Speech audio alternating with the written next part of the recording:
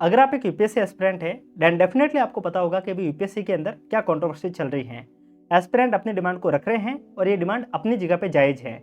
इन्हीं डिमांड्स को लेकर एस्पिरेंट आज 21 जून को शाम को 5 बजे एस्पिरेंट बत्रा पे और ओआरएन में प्रोटेस्ट ऑर्गेनाइज कर रहे हैं। अगर आप दिल्ली से बिलोंग करते हैं तो अधिक से अधिक संख्या में आके इसका हिस्सा बनिए, अपनी आवाज़ को उठाइए। देखिए, अगर आप एक शिक्षित व्यक्ति हैं तो गलत के खिलाफ आवाज़ उठाना आपका हक है, और अगर आप गलत के खिलाफ आवाज़ नहीं उठाते हैं तो आपके साथ गलत होता रहेगा। ध्यान रखिएगा, इनजस्टिस हो रहा है, इससे भी सबसे बुरी बात होती है कि आप इनजस्टिस के खिलाफ आवाज़ नहीं उठा रहे हैं। तो आइए और हिस्सा बनिए। इस वीडियो के अंदर मैं आपको कुछ एक इंपॉर्टेंट मुद्दे हैं उसके ऊपर बात करना चाहूँगा। सबसे बड़ा मुद्दा जो है री एग्जामिन करवाने के ऊपर। काफ़ी लोग कह रहे हैं कि यूपीएससी प्रीलिम्स 2025 को फिर से करवाया जाए।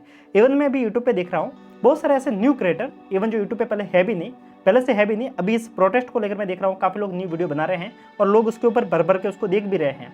काफ़ी लोग डिमांड रख रहे हैं कि फिर से एग्जाम को करवाया जाए। कुछ लोग बात कर रहे हैं कि यूपीएससी प्रीलिम्स 2024 में जो गलत आंसर की प्रेजेंट की गई थी उसके कारण उनको एक एक्स्ट्रा अटेम्प्ट दिया जाए। देखिए, आपको अपने अपने हिसाब से अपने अपने फ़ायदे के लिए आप अपनी अपनी डिमांड को रखेंगे, इसमें कोई बुराई नहीं है। इवन आपने इस प्रोसेस में बहुत बड़ा टाइम दिया है, अगर आपने लंबा समय दिया है और अगर आपका लास्ट अटेम्प्ट में जाके अगर आपके साथ में इंजस्टिस हुआ है तो आप डिमांड रखेंगे जो अपने हिसाब से जायज़ हैं। पर इस बात को ध्यान रखिएगा, अगर आप प्रैक्टिकल डिमांड नहीं रखेंगे तो आपका प्रोटेस्ट धरा का धरा रह जाएगा। अगर आपने पुराने यूपीएससी का ट्रैक रिकॉर्ड को देखा है तो यूपीएससी ने आज तक ऐसा नहीं हुआ कि यूपीएससी ने कभी भी एक्स्ट्रा अटेम्प्ट किसी को दिया या फिर यूपीएससी ने एग्जाम को फिर से करवाया है, ऐसे मतलब छोटे मोटे कारणों से। ठीक है, इस बात को ध्यान रखिएगा। आप काफ़ी लोग बोलेंगे छोटा मोटा कारण कैसे हो गया, पूरी बात को सुनिए। ठीक है, देखिए 2012 में प्रोटेस्ट हुआ और वो बहुत बड़े स्तर पर प्रोटेस्ट हुआ। ठीक है, उस समय भी किसी को एक्स्ट्रा अटेम्प्ट नहीं मिला था। आपने 2020 में कोविड का एरा देखा होगा, कोविड के टाइम पे काफ़ी लोगों के साथ में इंजस्टिस हुआ था और इस समय जो इंजस्टिस हुआ उससे भी बुरा उस समय इंजस्टिस हुआ था। ठीक है, एस्पिरेंट जंतर मंतर पे बैठे, काफ़ी प्रोटेस्ट किए, काफ़ी समय तक वो बैठे रहे, फिर भी उनको एक्स्ट्रा अटेम्प्ट नहीं मिला। 2023 में सीसेट के अंदर आपने देखा होगा कि गलत तरीके से क्वेश्चंस को पूछा गया था, सिलेबस से काफ़ी इतर पेपर आया था, सिलेबस से काफ़ी अलग तरीके से पेपर आया था। इसलिए एस्पिरेंट ने जंतर मंतर पे प्रोटेस्ट किए, इवन काफ़ी लंबे समय तक वो चीज़ें चली, बट फिर भी कोई भी फैसला नहीं आया। इवन कुछ भी उसके खिलाफ यूपीएससी ने कोई भी ना एक्स्ट्रा अटेम्प्ट दिया, ना यूपीएससी ने कुछ उसके ऊपर अपनी बात रखी। अभी 2025 में आप फिर से बात कर रहे हो कि आपको एक्स्ट्रा अटेम्प्ट देना चाहिए। एक्स्ट्रा अटेम्प्ट देने के पीछे जो आपकी वजह दी जा रही है, जो दलील दी जा रही है, वो ये है कि यूपीएससी 2025 में जो आंसर की प्रेजेंट की थी उसमें एक क्वेश्चन उन्होंने गलत दिया था। सबको पता है कि उसका आंसर जो गलत था। ठीक है, एक क्वेश्चन गलत था, साथ में 3 क्वेश्चन यूपीएससी ने डिलीट किए थे। यूपीएससी जो क्वेश्चन डिलीट करती है वो पहली बार नहीं हुआ है, यूपीएससी पहले भी क्वेश्चन को डिलीट करती आई है। और यूपीएससी जो गलत आंसर दे रही है वो ये पहली बार नहीं हुआ। यूपीएससी पहले भी एग्जाम के अंदर ऐसा हुआ है कि यूपीएससी ने बहुत सारे ऐसे आंसर है जो कंट्रोवर्शियल रहे हैं, जहाँ पे यूपीएससी ने अपनी थ्योरी के अनुसार आंसर दिया है। ठीक है, अब आप इस थ्योरी की बेस पे ये नहीं कह सकते कि यूपीएससी आपका एग्जाम फिर से करवाए। क्यों? इस बात को समझिए। अगर एक क्वेश्चन गलत हुआ है, एक क्वेश्चन डिलीट हुआ, तो मार्क्स कितने मार्क्स का फर्क पड़ा? 2.66 का, 2 नंबर प्लस नेगेटिव मार्किंग का 2.66 का। एक ऐसा व्यक्ति है जिसने प्रीलिम्स में जिसके स्कोर 60 भी नहीं आ रहे हैं, क्या आपको लग रहा है कि उसको वापस से री एग्जामिन का मौका मिलना चाहिए? क्या आपको लग रहा है कि उसको फिर से एग्जाम में बैठने का मौका मिलना चाहिए? क्योंकि जो इनजस्टिस हुआ था वो तो किसके साथ में हुआ? जो बॉर्डर पे थे, तो वो कैंडिडेट भी है, बड़ी मात्रा में वो कैंडिडेट होंगे, बट अपन ये नहीं कह सकता है कि इसके अंदर सभी लोग एक साथ में शामिल हो जाएंगे। अगर आप प्रैक्टिकल सोचेंगे तो यूपीएससी का जो ये केस जाएगा, ये कैट के पास में जाएगा और कैट पहले झटके में इस केस को रिजेक्ट कर देगा। अगर आपकी डिमांड जेन्युइन नहीं रहेगी तो आपका प्रोटेस्ट धरा का धरा रह जाएगा। अभी आप इस वीडियो के नीचे आकर गालियां लिख सकते हैं, मुझे कुछ भी अनाप शनाप कह सकते हैं, लेकिन इस बात को ध्यान रखिएगा, अगर आप यूपीएससी के पुराने ट्रैक रिकॉर्ड को देखेंगे तभी आपको समझ में आएगा कि प्रैक्टिकल डिमांड नहीं रखेंगे तो चीज़ें नहीं मानी जाएगी। अभी हम यूपीएससी के अंदर रिफॉर्म की बात कर रहे हैं और रिफॉर्म हो सकता है, और रिफॉर्म जो आएगा वो पार्लियामेंट के माध्यम से आ सकता है। और ये अगर आपने पहले के प्रोटेस्ट को देखा है तो आपने उस बात को देखा होगा कि जो पार्लियामेंट का जो योगदान है वो सबसे बड़ा योगदान है। तो इस बात को आप थोड़ा सा ध्यान रखिएगा। ठीक है, अब मैं आपको जो अभी तक की जो डिमांड है और जो जेन्युइन डिमांड है उसके ऊपर मैं आपको बहुत शॉर्ट में समझाना चाहूँगा। सबसे पहले डिमांड है आंसर की को लेकर कि आंसर के टाइम पे रिलीज क्यों नहीं होती है, आंसर के 1 साल के बाद में रिलीज क्यों होती है। इस बात को समझिए, अगर यूपीएससी आंसर की को प्रीलिम्स के जस्ट बाद में रिलीज कर दे तो ये जो रॉन्ग आंसर की जो भेजामारी है और जो क्वेश्चन डिलीट करने की जो भेजामारी है ये आएगी नहीं। कैसे? मानो एग्जाम हो गया, उसके बाद में यूपीएससी ने आंसर की दे दी, अगर आपको कोई इश्यू लग रहा है तो आप पहले से वॉइस को उठा सकते हैं। ऐसा बहुत सारे पीसीएस में होता है, ऐसे बहुत सारे स्टेट एग्जाम में भी होता है, जहाँ पे पहले एग्जाम होता है फिर आंसर की आती है। अगर एस्पिरेंट को लगता है कि आंसर में कुछ भी प्रॉब्लम है तो वो कमीशन को बोलता है कि इस आंसर में प्रॉब्लम है, कमीशन उसके ऊपर सोचता है, और अगर आप जेन्युइन उसके ऊपर कुछ डॉक्यूमेंट प्रेजेंट करते हो तो उस केसेस को फिर से सही किया जाता है। तो सीधी सी बात है, अगर आंसर के टाइम पर रिलीज हो जाए तो बाकी सारी भेजामारी खत्म हो जाएगी। दूसरी जो सबसे बड़ा इश्यू जो सामने आ रहा है वो आ रहा है सीसेट को लेकर।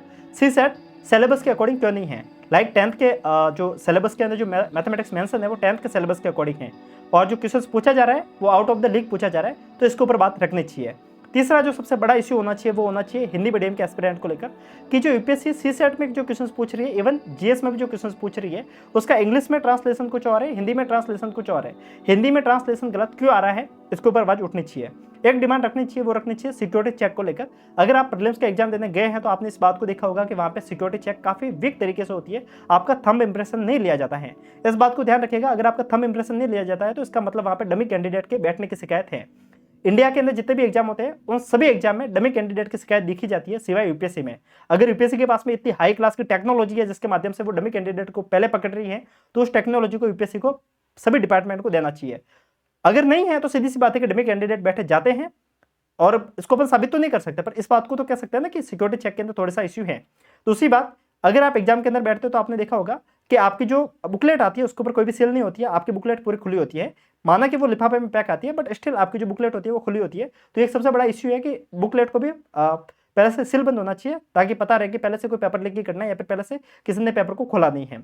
एक डिमांड ये होनी चाहिए कार्बन कॉपी को लेकर। कार्बन कॉपी का क्या सीन है, अगर आपने किसी और एग्जाम को दिया है, लाइक अगर आपने पीसीएस के एग्जाम को दिया है, स्टेट के वनडे एग्जाम को दिया है, तब आपने पाया होगा कि ओएमआर शीट के साथ में आपके साथ में एक कार्बन कॉपी भी मिलती है। जो आप ओएमआर शीट में पढ़ते हैं, जो आप ओएमआर शीट में फिल करते हैं, उसकी हुबहू कॉपी आपके नीचे बन जाती है। उस कॉपी को आप घर लेके जाते हैं, जब ऑफिशियल आंसर की आती है तो आप उसके साथ में रीचेक कर सकते हैं। ठीक है, एक जेन्युइन चीज है। तो इससे होगा क्या कि आप ऑफिशियल आंसर की के साथ में मिलाकर ये चेक कर सकते हैं कि आपके मार्क्स और आपके रिजल्ट के मार्क्स सेम आ रहे हैं कि नहीं आ रहे हैं। अगर नहीं आ रहे हैं तो आप डायरेक्ट कोर्ट में जाके केस भी कर सकते हैं, बट यूपीएससी के अंदर ऐसा नहीं हो सकता। माना आपने ऑफिशियल आंसर की के साथ में आपने मिलाया, आपके मार्क्स बैठ रहे हैं 90 और आपके रिजल्ट में मार्क्स आ रहे हैं 70, फिर भी आप कुछ नहीं कर सकते, ना आप कोर्ट के पास में जा सकते हैं, ना आप कहीं पे भी नहीं जा सकते, क्योंकि आपके पास में कोई प्रूफ नहीं है, आप साबित नहीं कर सकते। ठीक है, तो ये डिमांड भी एक रखनी चाहिए। जो मोटा मोटी तौर पे मुझे लग रहा है कि अगर इन डिमांड के ऊपर बात की जाती है तो सीधी सी बात है, थोड़ा सा सॉल्यूशन आएगा। ठीक है, एक डिमांड है जो अभी कोर्ट में चल रही है, जो कि मुझे लग रहा है जेन्युइन भी है, जो है यूपीएससी जो डेट काउंट करती है आपके जब फॉर्म फिल किया जाता है यूपीएससी के लिए, जो डेट काउंट करने की जो तिथि है वो 1 अगस्त है। जो क्राइटेरिया यूपीएससी ने लिखा गया है वो 1 अगस्त है। कहने का मतलब अगर आपकी एज ओवर एज हो रही है तो वो 1 अगस्त से काउंट होती है। इसके ऊपर मैंने पूरा एक 12 मिनट का वीडियो बना के दिया है कैसे यूपीएससी एज काउंट करता है, बट अगर जो समझदार है उनको समझ में आ जाएगा कि जो ये 1 अगस्त का प्रावधान है उसको घटाकर 1 जनवरी करना चाहिए, जो कि ऑल ओवर इंडिया में बाकी जितने भी एग्जाम होते हैं वहाँ पे 1 जनवरी को काउंट किया जाता है। अगर 1 जनवरी को काउंट किया जाएगा तो बहुत सारे ऐसे लोग हैं जो फॉर्म फिल करते वक्त ओवर एज नहीं हो रहे हैं, बट इवन लाइक ऐसा कोई कैंडिडेट है जब फॉर्म फिल किया जा रहा है, फॉर्म फिल फरवरी में हो रहा है, फरवरी में वो व्यक्ति ओवर एज नहीं हो रहा है, बट 1 अगस्त का प्रावधान होने से वो ओवर एज हो रहा है, तो सीधी सी बात है कि उसको भी एग्जाम लिखने का मौका मिल जाएगा। तो इस प्रावधान के ऊपर सोचा जा सकता है। बाकी रही बात री एग्जाम करवाने की, ये मुझे प्रैक्टिकल अप्रोच नहीं लग रही है। सीधी सी बात है कि यूपीएससी के अंदर पहले भी बहुत सारे ऐसे इश्यू हुए हैं, बट इवन यूपीएससी ने एक बार भी इसके ऊपर सोचा नहीं है। और इस बात को आप ध्यान रखिएगा कि आपकी जो डिमांड है उसके ऊपर यूपीएससी कैसे सोचेगा। यूपीएससी की जो प्रोसेस है वो एक बार अगर शुरू हो जाती है ना तो फिर वो बंद नहीं हो सकती। लाइक यूपीएससी ने 2024 में एग्जाम करवा दिया, उसकी जो लिस्ट है वो फाइनल लिस्ट आ भी गई है, टॉपर कौन है वो भी हमें पता चल गया है, लबास्ता में उनकी ट्रेनिंग शुरू भी हो गई है। ठीक है, अब आप इस बात को देखिए कि ये सब कुछ होने के बाद में अपन ये सोच रहे हैं कि उस एग्जाम के ऊपर फिर से सोचे यूपीएससी, इम्पॉसिबल है।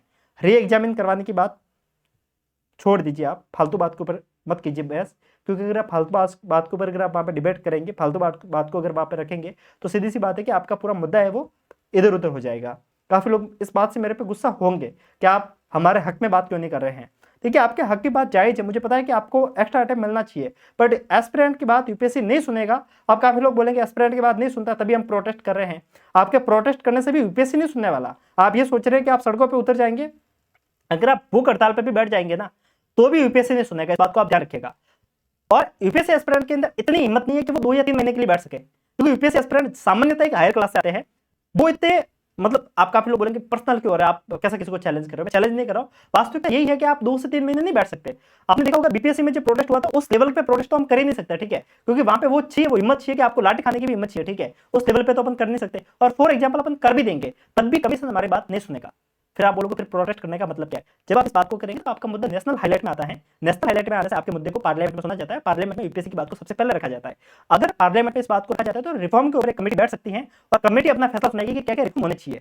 ये बात कोर्ट में भी जाती है तो कोर्ट में भी वहां से फैसला आता है। आप ये सोच रहे हो कि आप वहां पे धरने प्रदर्शन करोगे और यूपीएससी आपकी बात मानेगा, इम्पॉसिबल है। यूपीएससी ने आज तक किसी की नहीं सुनी है तो आगे भी नहीं सुनेगा। आपको प्रैक्टिकल अप्रोच लेके चलना होगा। 2012 के प्रोटेस्ट से लेकर अभी तक के बीच में जितनी भी बातें हुई है उन सबको अगर आप एक बार के लिए ध्यान से सुनेंगे, ध्यान से समझेंगे, तब आपको पूरी प्रोसेस समझ में आएगी। मैं वो बात नहीं कर रहा हूं जो आपको अच्छी लगे, मैं वो बात कर रहा हूं जो प्रैक्टिकल है। आप कमेंट सेक्शन में आके गालियां लिख सकते हैं, आप कमेंट सेक्शन में आके कुछ भी बात कर सकते हैं, बट वास्तविकता यही है कि जो एग्जाम की प्रोसेस है, जो यूपीएससी का बिहेवियर है, वो यही है। आपका मेनली जो टारगेट होना चाहिए वो ये होना चाहिए कि आप जब प्रोटेस्ट करें, जब मीडिया आए तो अपने मुद्दों को रखें। जहां तक हो सके जब भी आप ऑनलाइन लाइक करने का मतलब जब आप ट्वीट करें उस समय भी अपने डिमांड को रखते वक्त किसी ना किसी एमएलए, किसी ना किसी एमपी को ट्वीट जरूर करें, उसको जरूर टैग करें, ठीक है। वो करने से एमपी के पास में ये मामला जाएगा। इवन कोई समझदार एमपी होगा तो डेफिनेटली अपने बात को पार्लियामेंट में रखेगा।